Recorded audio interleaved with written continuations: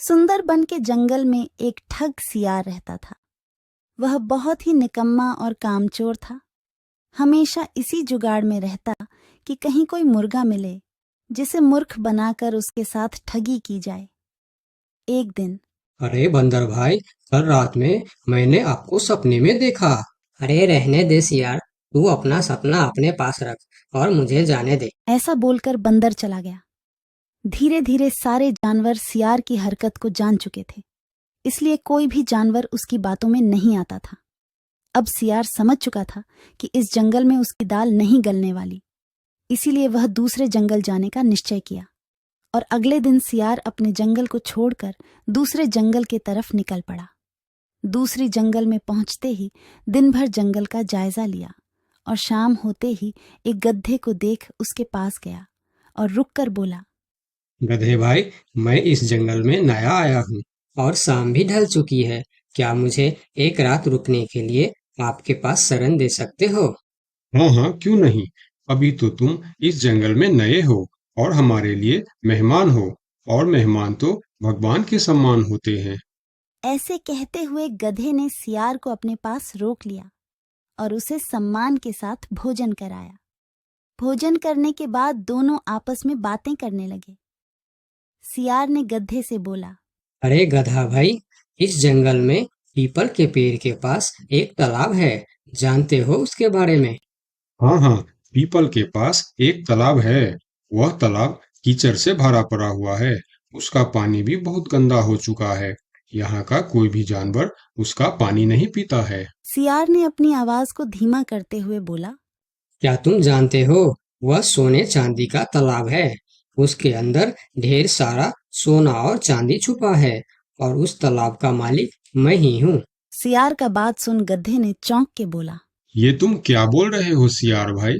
तालाब भी कहीं सोने और चांदी का होता है? मैं भी ऐसे ही सोच रहा था। मुझे भी इस तालाब के बारे में कोई जानकारी नहीं था, लेकिन कुछ ही दिन पहले मेरे पिताजी मरने से पहले सारे संपत्ति मेरे नाम की। उसमें यह तालाब भी है और आज मैं अपने संपत्ति देखने के लिए ही यहाँ पर आया हूँ। यकीन नहीं होता तो यह थैली में देख लो, जो मैंने अभी इस तालाब से निकाला है। सोने के गहने निकालकर गधे को दिखाया, जो उसे ठगने के लिए उसने अपने साथ लेकर आया था। गहने को देखकर गधे को सियार के बात पर विश्वास हो गया और बोला, अरे हाँ, ये तो सचमुच सोने चांदी का है। तब तो तुम बड़े ही भाग्यशाली हो, इसलिए तुम्हारे पास ये सोना चांदी का तालाब है। अब सियार मन ही मन खुश हो रहा था। उसे तो इसी बात का इंतजार था। गधा भाई, मुझे इस संपत्ति से कोई भी लालच नहीं है। मेरे पास मेरे जंगल में और बहुत सारे संपत्ति है, जो मेरे पिताजी ने मेरे लिए छोड़कर गए हैं। मैं तो यहाँ तालाब बेचने के लिए आया था। सोचता हूँ तुम भले जानवर दिखते हो, क्यों ना तुमको ही यह सब बेच दूं। मुझे, यानी यह सोने का तालाब मेरा हो जाएगा और मैं इस तालाब का मालिक बन जाऊंगा। बेचारा भोला भाला गदहा सियार की चिकनी चुपड़ी बातों में बहुत आसानी से आ गया और गधा सियार से सोने का तालाब खरीदने को तैयार हो गया।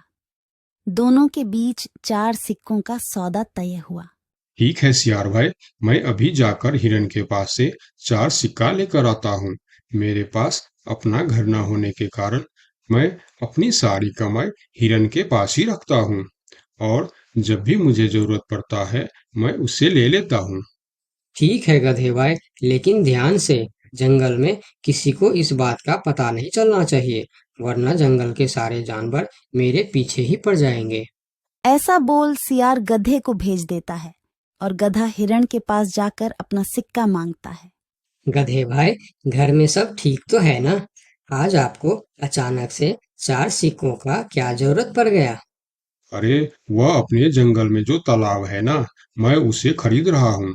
तालाब खरीद रहे हो? क्या करोगे तुम तालाब खरीद के? तालाब का तो पता नहीं, लेकिन उसमें जितना सोना चांदी है वह सब मेरा हो जाएगा। तालाब में सोना? ये तुम क्या बोल रहे हो भाई? मुझे तो कुछ भी समझ में नहीं आ रहा है।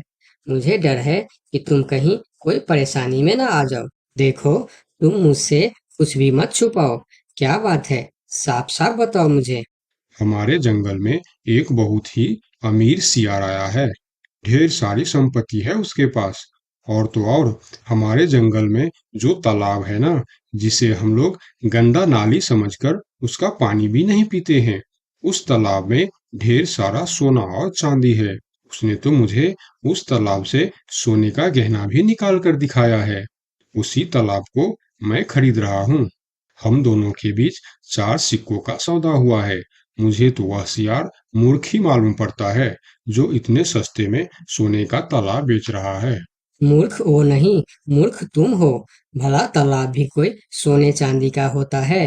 अरे गधा भाई, तालाब से पानी निकलता है, सोना नहीं। मैं भी ऐसे ही सोच रहा था, परंतु उसने मुझे सोने निकाल कर भी दिखाया। गधे भाई, मुझे वह कोई ठग मालूम पड़ रहा है, जो तुम्हारे आंखों में धूल झोंक कर तुम्हें झांसा दे रहा है। मैं एक तरकीब बताता हूँ, जिसे दूध का दूध और पानी का पानी हो जाएगा। कौन सा तरकीब हिरन भाई?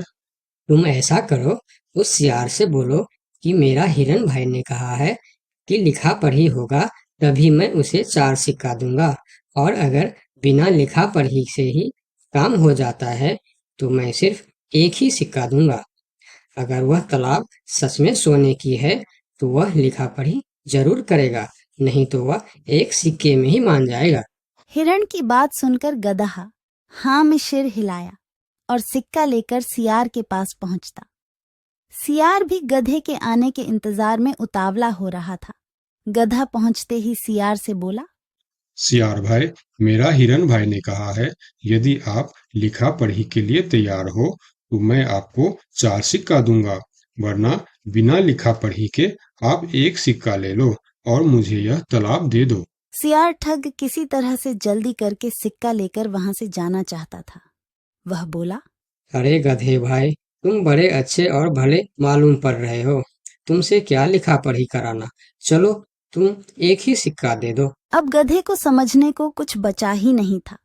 गधे को समझ में आ गया कि सियार उसको ठगना चाहता है। ठीक है सियार भाई, कोई भी शुभ कार्य करने से पहले मुंह मीठा करना जरूरी होता है। मैं अभी लड्डू लेकर आता हूँ, आप यहीं रुको। गधा जंगल से 2-3 जानवरों को बुला लाया और सियार की जमकर धुनाई कर दी।